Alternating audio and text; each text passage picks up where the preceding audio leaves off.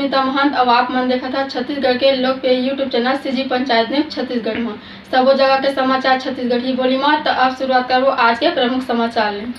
छत्तीसगढ़ सरकार के महत्वाकांक्षी योजना छत्तीसगढ़िया ओलंपिक राजीव युवा मितान कोतिले आयोजित जयजयपुर के ग्राम पंचायत गलगलाडी में छत्तीसगढ़िया ओलंपिक खेल के आयोजन हुआ थे।